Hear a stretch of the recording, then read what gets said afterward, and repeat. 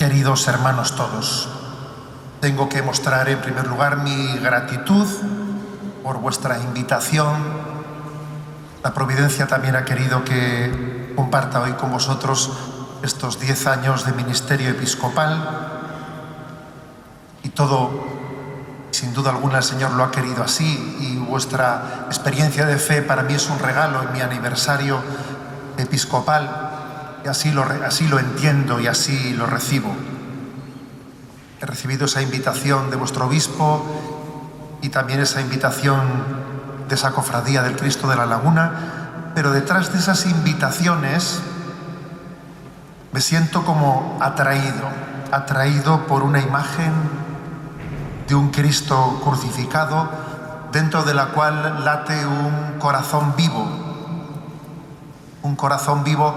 que ha formado la fe de este pueblo, un pueblo sin murallas, como se habla de vosotros en tantos lugares, un pueblo sin murallas, porque ese Cristo precisamente es el que ha venido a derribar todas las murallas. Ha querido hacer de nosotros un solo pueblo, que entendamos que estamos llamados a la comunión en un solo corazón. He leído con atención la carta que don Bernardo ha escrito con motivo de este quinario del Cristo de la Laguna, que tiene el título Jesús, acuérdate de mí. Esa expresión del buen ladrón dirigida a Jesucristo. En esa carta se nos invita a contemplar, a pedir, a acoger la misericordia de Jesucristo, cual si fuésemos todos y cada uno de los aquí presentes el buen ladrón. Pues bien, el punto de partida nos lo da inmejorable, como siempre, porque es la palabra de Dios. El punto de partida nos lo da ese evangelio que hoy proclama la Iglesia en el domingo 24 del tiempo ordinario. En este contexto del jubileo de la misericordia, se nos proclaman las parábolas de la misericordia. Es como si el evangelio de hoy estuviese elegido para iluminar lo que es el jubileo de la misericordia, ese paso que hemos hecho por la puerta santa. ¿Recordáis cuáles son las 3 parábolas de la misericordia? La oveja perdida, la moneda perdida, el dracma perdido y la parábola del hijo pródigo. Conozco un sacerdote que, haciendo el camino de Santiago con un grupo de jóvenes, se cruzó por un lugar en el que había un rebaño y allí había un pastor, y se le ocurrió preguntarle al pastor: ¿qué haría usted si se le perdiese una oveja? Y el pastor, sin pensárselo mucho, le dijo: pues yo pondría a buen recaudo las demás, iría por la oveja perdida hasta encontrarla. Cuando la encontraré, una vez encontrada, le daría una buena somanta de palos para que no volviese a repetirlo y la llevaría al rebaño, porque esto funciona así. El sacerdote decía: pues claro, ciertamente esa es la lógica, ¿no? Es la lógica del pastor. Posiblemente cuando Jesús habló de que ese pastor se llenaba de alegría, casi acariciaba la oveja, la cargaba sobre sus hombros, estaba más bien proyectando, haciendo una lectura teológica de lo que Dios de verdad realiza en cada uno de nosotros. En realidad, para poder movernos en nuestro camino hacia Dios, siempre ha habido 2 métodos, si me permitís. Para que el burrito camine y realice su recorrido correctamente, siempre ha habido 2 métodos. O un palo que le viene pegando por detrás, o una zanahoria que se le pone por delante. Posible que camine porque está huyendo del dolor que se le inflige por detrás, o es posible que camine porque se siente atraído por algo que le motiva para seguir caminando. Sí, esto ha sido siempre así, ha ocurrido y ocurre con todos y cada uno de nosotros. ¿Acaso no ocurre eso con la parábola del hijo pródigo? ¿Cuál es el motivo por el que el hijo pródigo decide dar un paso y volver a la casa del Padre? ¿Cuál es el motivo? Como popularmente se dice, estaba tocando fondo. Muchas veces en nuestra vida, hasta que no tenemos la experiencia de tocar fondo, de ver las consecuencias a las que ha llevado el pecado en nuestra vida, hemos dado la espalda a Dios y de ahí se han derivado muchísimos sufrimientos. Hasta que no hemos aprendido esa lección, no hemos tocado a fondo, no volvemos a la casa, no tomamos la decisión del retorno.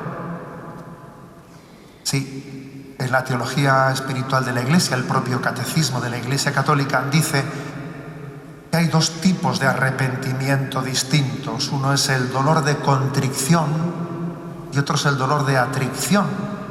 El dolor de contrición es aquel que uno tiene cuando lo que le duele es el haber ofendido a Dios, pero el dolor de atricción es cuando uno lo que le duele es las consecuencias a las que le ha llevado su haber dado la espalda a Dios. La atricción es como una contrición imperfecta. Sin duda alguna, ese hijo pequeño de la parábola del hijo pródigo, el primer paso lo dio no por una contrición perfecta. Vamos a ser realistas. El primer paso lo dio por una atricción, por comprobar en su vida a dónde me ha llevado, pero qué bajo que he caído, a dónde me ha llevado el haber dado la espalda a mi padre. Así comenzó su camino de retorno. Quizás se entreabre al misterio el hecho de que al encontrarse con su padre, que sin estar esperando a que él llegue a casa ha salido al camino a buscarle en cuanto que le ha atisbado desde lo lejos, al encontrarse con su padre y al ver una alegría desbordante en la acogida, posiblemente desde la alegría desbordante de la acogida ha intuido el dolor tan grande que había supuesto su marcha de la casa. Y quizás en ese momento se le ha dado la oportunidad de pasar de ese dolor de atricción a un dolor de contrición, a un verdadero dolor de haber ofendido el amor de su padre. Pues bien, he aquí el gran regalo que nos quiere dar el Cristo de la Laguna, nuestro Señor crucificado. La contemplación del Cristo crucificado es una gran oportunidad para arrancar de nosotros el dolor de contrición, el dolor de no haber amado a Dios como Él debe de ser amado. El amor no es amado. Esa es la definición del pecado. ¿Qué es el pecado? El amor no es amado, no es correspondido. Eso únicamente uno lo llega a entender en toda su profundidad cuando mira al Cristo crucificado, cuando entiende que si Dios, para llevar adelante nuestra redención, ha dado un paso tan dramático, entonces uno descubre cuál es el drama del pecado y cuál es la hondura del amor de Dios. La contemplación de Cristo crucificado, como la contemplación de la acogida del Padre que tuvo el Hijo en el momento de su retorno, es la gran oportunidad de que nuestra relación con Dios no sea por un cálculo de interés, que no está mal hacer un cálculo de sensatez como el hijo pródigo hizo. No está mal que en un momento determinado ese burrito se comience siquiera a mover por un palo que le mueve por detrás, pero que finalmente llegue al descubrimiento de que el gran drama que nos debe de hacer llorar es que el amor de Dios no es amado, no es correspondido. Por eso, y permitidme que os cite a nuestro santo patrono San Ignacio de Loyola, él pide que tengamos la experiencia de derramar lágrimas que son de reparación, lágrimas que son de conciencia de que hemos perdido mucho tiempo en nuestra vida y que queremos recuperar el tiempo perdido. expresándole a Dios: qué grande es tu misericordia. Sí, es cierto que Jesús, nuestro pastor, a diferencia de ese pastor con el que este amigo sacerdote se encontró en ese camino de Santiago, Jesús, nuestro pastor, no utiliza el palo con las ovejas, con la oveja perdida, cuando se encuentra con ella, es verdad, pero sí es verdad que cuando nosotros nos alejamos de Dios, al final los males que sufrimos, padecemos, son cual si nosotros a nosotros mismos nos diésemos con un palo. Y conocemos las consecuencias que se derivan, pero estamos llamados a movernos en nuestra vida arrastrados, movidos por el amor de Dios. A eso hemos sido llamados. Y el gran drama de esa parábola del hijo pródigo es que el otro hijo, el que vivía en la casa con el padre,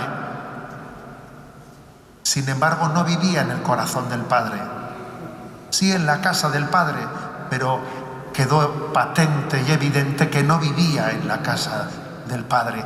Y creo que hay una expresión en esa parábola que para mí es emblemática, especialmente luminosa para entender el drama que ahí está aconteciendo. Cuando el padre le dice al hijo mayor: hijo, tú siempre estás conmigo y todo lo mío es tuyo. ¿O no? ¿O es que tú estás en casa, no siempre estás conmigo? ¿O es que tú estás en casa, pero en realidad sueñas con estar fuera? Es una frase impresionante del padre al hijo mayor, cuando él le muestra su queja envidiosa, etc. Pero hijo, si tú siempre estás conmigo. El mayor drama que puede acontecer en nuestra vida es estar con Dios y no disfrutar de estar con Dios. Lo peor que nos podría ocurrir en nuestra vida no es lo del hijo pródigo. Lo peor que nos podría ocurrir en esta vida es estar con Dios y no disfrutar de estar con Él. Ser fieles exteriormente y no disfrutar de ser fieles. No hacer de Dios nuestra heredad. Que el corazón de Dios no es el que llene mis afectos. Sí, que yo esté cumpliendo externamente, pero que mis afectos en el fondo estén soñando en no sé qué. Eso sería lo peor. Pero hijo, si tú siempre estás conmigo, ¿acaso tú no lo disfrutas? Yo disfruto de estar contigo. ¿Tú no disfrutas de estar conmigo? Creo que en este día en el que contemplamos al Cristo crucificado, tenemos que pedirle que el valor de su sangre redentora, en la que Él nos ha expresado cuánto nos ama, arranque de nosotros verdaderamente el amor de contrición, un amor admirado, y que no nos ocurra en ninguno de los momentos de nuestra vida que vivamos sin disfrutar de cuanto hacemos vivido en la presencia de Dios, que no recibamos nunca los sacramentos sin disfrutar de ellos, que no trabajemos nunca en nuestros trabajos diversos, que pueden ser bien sean del hogar, bien sean familiares, bien sean de cualquier tipo de nuestros quehaceres pastorales, laborales, que en todos ellos estemos disfrutando porque estamos con Dios, estamos con Él. Que podamos hacerlo todo en su presencia y podamos decir: qué bien se está en la casa del Padre. Y qué don tan grande es el poder participar de la intimidad con Dios en todo cuanto hacemos. Qué bien se está en la casa del Padre. Hijo, tú siempre estás conmigo. Señor, en este día te pedimos esto: estar siempre contigo y hacer de ello nuestra heredad.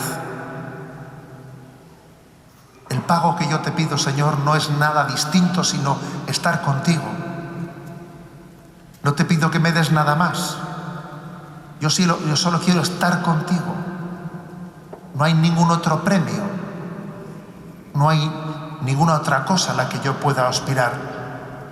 No quiero que me des algo, no, quiero estar contigo. Señor, te pido este don, te lo pido por todos nosotros, para que sea especialmente revelada esta heredad a la que todos estamos llamados, vivir eternamente contigo.